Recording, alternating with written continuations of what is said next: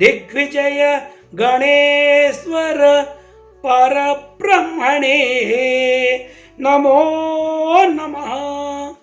ఓం శ్రీ లక్ష్మీ వెంకటేశాయ నమో నమః.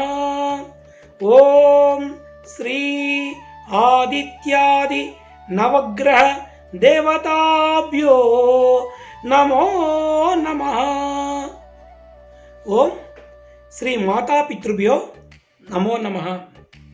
అందరికీ శ్రీ లలిత వాస్తు జ్యోతిష్యాలయం ధర్మవరం మరియు బెంగళూరు వారిచే హార్దిక స్వాగత సుమాలు అర్పిస్తూ ఈ యొక్క పరాభవనామ సంవత్సరంలో కర్కాటక రాశి ఫలితాలు ఏ విధంగా ఉంటాయో వివరించబోతున్నాను.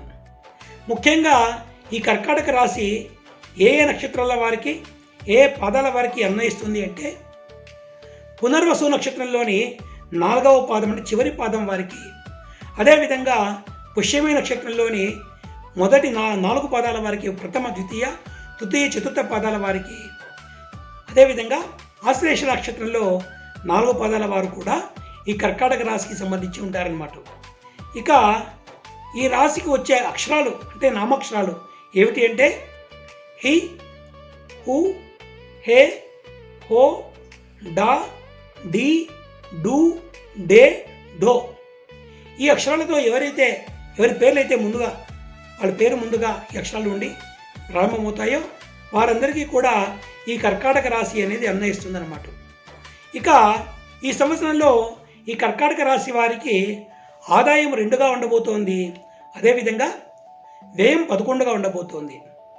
ఇక రాజ్యపూజ్యము 4, అవమానం 7గా ఉండబోతోంది. ఈ రాశి వారికి ఈ సంవత్సరంలో కుజుడు ద్వాదశంలోను, గురుడు జన్మంలోనూ ఉండగా, శని శుభకారకుడుగా ఉన్నాడు, రాహు అష్టమంలో ఉన్నాడు, కేతు జన్మంలో ఉన్నాడు అన్నమాట. ఇక ఈ రాశి వారికి అన్ని విధములుగా యోగదాయకంగా ఉండబోతోంది. గత సంవత్సరం కంటే కూడా ఈ సంవత్సరం చక్కగా ఉంటుంది. వీరికి సంఘంలో చక్కగా పలుకుబడి పెరుగుతుంది, గౌరవ మర్యాదలు పెరుగుతాయి. మంచి మంచి హోదా కలిగిన అధికారులతో కావచ్చు, రాజకీయ నాయకులతో కావచ్చు, వ్యక్తులతో కావచ్చు వ్యక్తిగత పరిచయాలు ఏర్పడతాయి. కష్టం అనుకున్న పనులు కూడా అతి సునాయాసంగా సాధించుకోగలుగుతారు. కొంతకాలంగా ఏ సమస్యలు అయితే వీళ్ళు బాధపడుతున్నారో ఆ సమస్యలన్నీ కూడా వీళ్ళు తొలగించుకోగలుగుతారు. నూతన గృహాల నిర్మాణాలు చేపడతారు, లేదా పాత గృహాలను మరమ్మతులు చేయించుకోగలుగుతారు. నూతన ప్రయత్నాలు కూడా ప్రారంభించి వాటిని సఫలీకృతంగా చేసుకోగలుగుతారు. రాజ్యపూచిత లభిస్తుంది, సంతాన వృద్ధి ఉంటుంది. వీరి కోర్టు వ్యవహారాలు ఏదైనా ఉంటే వాటిలో వీరు విజయం సాధించగలుగుతారు. తర్వాత గుప్త స్త్రీలతో సమావేశాలు ఉంటాయి, వినోదాలు విహారాలు ఉంటాయి, పుణ్యక్షేత్రాలను దర్శించుకోగలుగుతారు.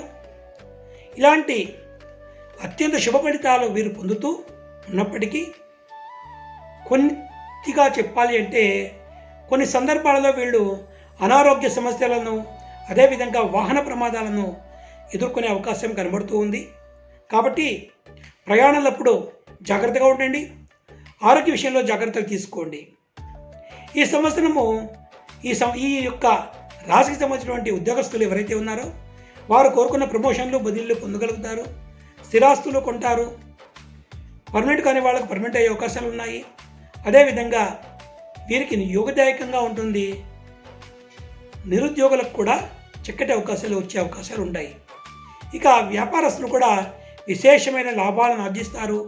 అన్ని రకాల వ్యాపారాలు కూడా అభివృద్ధిని సాధిస్తాయి, లాభాల బాట పడతాయి అన్నమాట. రాజకీయ నాయకులు కూడా వీరు ఏదైనా ఎన్నికలలో పోటీ చేయగలిగితే విజయాలను పొందగలుగుతారు, మంచి పదవులను కూడా పొందగలుగుతారు. వీరికి కూడా నామినేటెడ్ పదవులు వస్తాయి. అధిష్టానంలో వీరికి మంచి గుర్తింపు ఉంటుంది. ప్రజల్లో కూడా వీరి కీర్తి వృద్ధి పొందుతుందన్నమాట. ఇక ఈ రాశి సంబంధించినటువంటి కళాకారులందరూ కూడా ఈ సంవత్సరంలో చక్కటి అందాల అవకాశాలను అందిపుచ్చుకుంటారు. చక్కటి అవార్డులు రివార్డులు కూడా పొందగలుగుతారు. ధనార్జన కూడా బాగా చేయగలుగుతారన్నమాట. ఈ రాశి వారికి ఉన్నటువంటి విద్యార్థులకు కూడా ఈ సంవత్సరం చక్కగా ఉంటుంది. వారు చక్కగా పరీక్షలో ఉత్తీర్ణులు అవుతారు. వారి కష్టానికి తగిన ఫలితాన్ని సంపూర్ణంగా వాళ్ళు పొందగలుగుతారన్నమాట. అదేవిధంగా వ్యవసాయదారులు, రైతులు కూడా ఈ సంవత్సరము చక్కగా పంటలను పండించుకొని విశేషమైన లాభాలను ఆర్జించుకొని రుణ బాధలను తొలగించుకొని కొత్తగా వస్తువులను కావచ్చు, వాహనాలను కావచ్చు, భూములను కావచ్చు, గృహాలను కొనుక్కొని సుఖ సంతోషాలతో ఉండగలుగుతారన్నమాట. మరి ఈ సంవత్సరము ఈ యొక్క రాశికి సంబంధించిన స్త్రీలకు కూడా మంచి అభివృద్ధి ఉంటుంది. కుటుంబంలో వీరి మాటకు ఎదురుగా ఉండదు. వీరికి ప్రత్యేక గౌరవం ఉంటుంది. భార్యాభర్తల మధ్య ఏదైనా తగువులు ఉంటే అవన్నీ కూడా ఈ సంవత్సరం తొలగిపోతాయి. సంతాన వృద్ధి ఉంటుంది. శుభకార్యాలు చేయగలుగుతారు.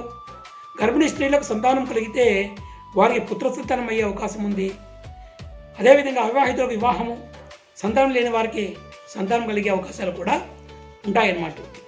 కాబట్టి ఈ రాశి వారు మరింత చక్కటి శుభ ఫలితాలను పొందాలి అని అనుకుంటే వీరు ఈ రాశులకు అధిపతి అయినటువంటి పార్వతీదేవిని మరియు శివారాధన కూడా వీరు చక్కగా చేసుకోవాలన్నమాట. వీరు ప్రతిరోజు చక్కగా స్నానం చేసుకున్న తర్వాత దైవ దీపారాధన చేసిన తర్వాత దేవుడి ముందు కూర్చొని శివుడిని పార్వతిని ఈ కింది మంత్రాలతో చక్కగా 108 సార్లు కనుక జపించుకొని పూజించుకుంటే మీరు ఈ ఉన్నతమైన ఫలితాలను మరింత మహోన్నతంగా మీరు పొందగలుగుతారన్నమాట. అవి ఏమంటే ఓం జగన్మాత్రే చ విద్మహే శైలసుతాయై చ ధీమహి తన్నో పార్వతీ ప్రచోదయాతు. ఓం జగన్మాత్రే చ విద్మహే శైలతనయాయై చ ధీమహి తన్నో పార్వతీ ప్రచోదయాతు. ఈ మంత్రంతో పార్వతీదేవి అమ్మవారిని అదేవిధంగా ఓం తత్పురుషాయ విద్మహే మహాదేవాయ ధీమహి తన్నో రుద్ర ప్రచోదయాతు. ఓం తత్పురుషాయ విద్మహే మహాదేవాయ ధీమహి తన్నో రుద్ర ప్రచోదయాతు.